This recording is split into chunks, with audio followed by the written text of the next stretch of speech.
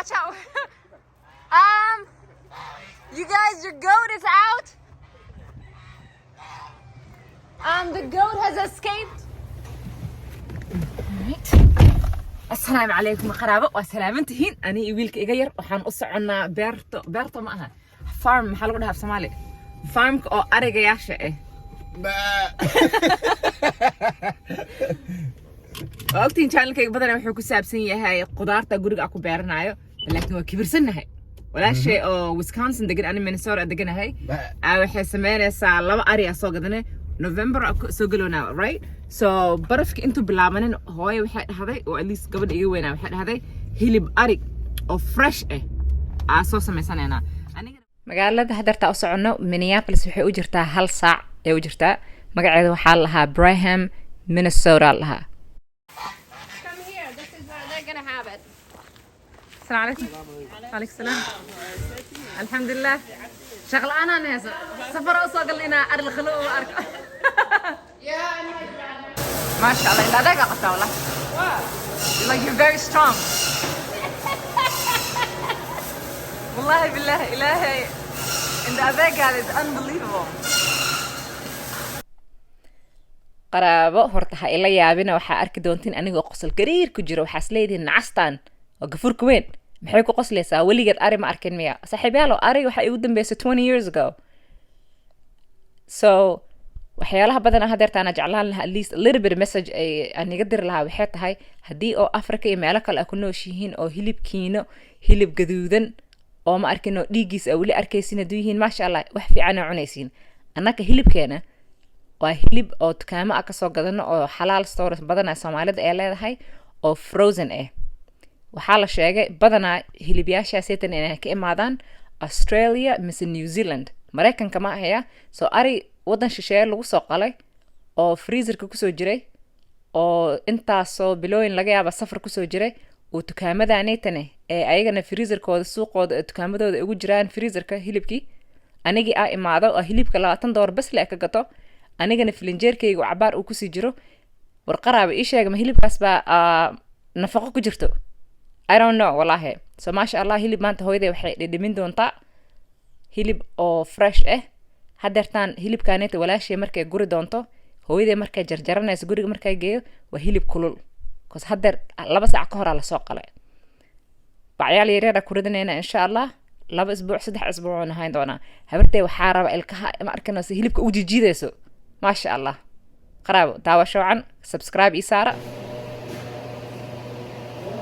دقيقة كبحويو. Yeah, because it's nice and warm.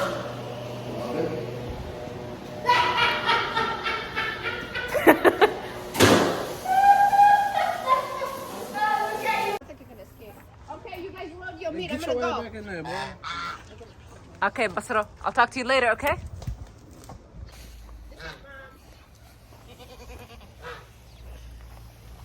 إذا interview أقعدنا محل ده I think حليمو يا بصرو أنا أجوكتو ولا شيء يهبرتي هذا سو ما أركنا سو قلنا بعيال من مدو يجو جيران وعركتين. Are you doing that for your TV, YouTube show? No. I'm gonna put it on Facebook. ولا ليالو وأني تعسينا يا أني هلب معوني هلب because عضاضة كعنونا. والله. So قرابو هالكان we're gonna go back to Minneapolis. هلب كانت كقاعدنا هنا. حليمو. أباي.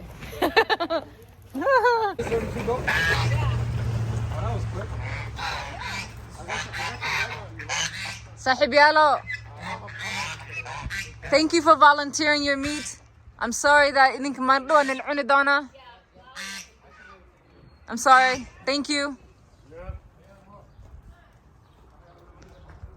Allah, I feel so bad. هل كلوا قلبوا? Where were they butchered? Where were they butchered? Right here. Halimo, I'm so sorry. We probably just ate your sister or your cousin or your mom or something. Oh, hell no. Watch out. You guys, your goat is out. The goat has escaped. Oh, you guys, goat came out of the thing. A goat has escaped. The goat came out of the tent. Hey, free him. Shush. How? The gate. Oh hell no. Allah مسكين. No, it's just shut up. I'm scared. My house. But because they're like this, I had to find somebody. Dude, it's so spoiled American. Dude, it's so spoiled. Hold on, let me close it first. That nigga said, Yo, the ice is down, you know. No, we're gonna just put it on top of it. Yo, the cat I think wants to go on a road trip. We're going to Minneapolis, sahib. You're a country cat. Hey, so, hey, look. So you in the city, robbing, killing shit. This is robbing, killing. Dila. Somali ma, dila. Ariga Somali ma maraka wa. Kii waray ka Minnesota lagu dhalkaas. Okay, let's go, man. I enjoy my hands for it. So hilibka ma cuni doontaa guri markaad tagtid? Ma taabanay. Hay weydiin. 1 hour, 2 hour gaariga wadaa hilib hay weydiin. Hilibkana gadaal uu noo fadhiyaa. Adaata waxaa ka hadlaynay hooyo markay karinayso hilibka.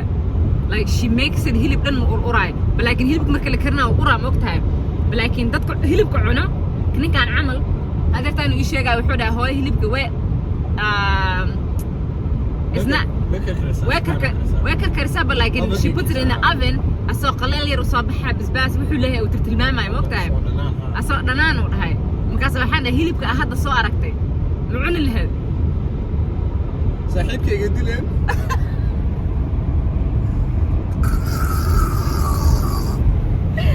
annaka dhan we're traumatized waan aragtayna umaleyna xariifku waa soo fakaday walaasheed mise habararteeda soo cunno umaleyna laba ariyaa soo qalana maanta cidda meesha nala joogtane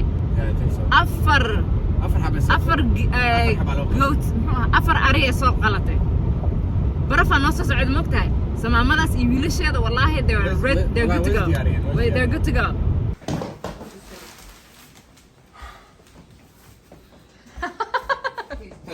نعم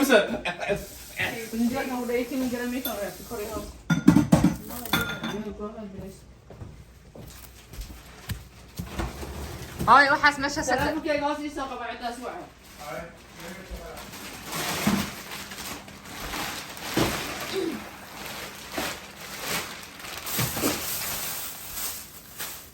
madaxa iyo caloolayda isbaadi kaliya wala soo kala saaran wallahi istiir waa adar beer ku toora beer ku toora ilaale way dadka أنا كاميرا كنت أودع. كم هذا له؟ بيرتلا كده يعني ليه قلنا هتجري. ما شاء الله so beautiful. You want to eat? No. Yes, okay, ما شاء الله. ما شاء الله الله أكبر. Fresh. وراي بقدر. وح frozen معلتين. Hey, I wanna in Africa fresh meat today. That's the best one. سبحان الله إلهي سبحانه وتعالى نعم قدركم من نفسه بس الله والله أوكي والله بدنا نفك الوين هلا ناكله أوه لبنا فا كيف قولي وكلي هي والله الفلاي والله حي القيوم على الليلة ما شاف بدي تبع قلبوني هذا waxaan see loo qaybina dhex jarjaro hadana soo rufiya yeah ساعدك ساعتها أفرك على جيد جرجر وياه hilibkeena sidaana aan u kala baxbaxsanaynaa lafihii iyo wax isku dardarsanaysaa hooyo so next time markii ay diyaar u tahay inaad wax karsato hal bac leela soo baxaysaa qadadaas cashadaas waxay noqoto diyaar u noqonayaan insha allah oh hell no yeah she said and she's all bloodied up too wallahi this cat is saying get me out of here I think she's like mentally traumatized Come on. The cat was on top of the tree when the meat was getting sliced out. Man. Okay, man, I've been up since 5:30 in the morning. I'm out of here. Come on. This dude's funny, bro. He's funny. Well, this cat's so oh annoying. take the umbrella Hey, come on. Go. Get out. Is this your first time coming here? On this side, but we did one in Cali a few times. I'm not used to it, but it's Did you cut close? Huh?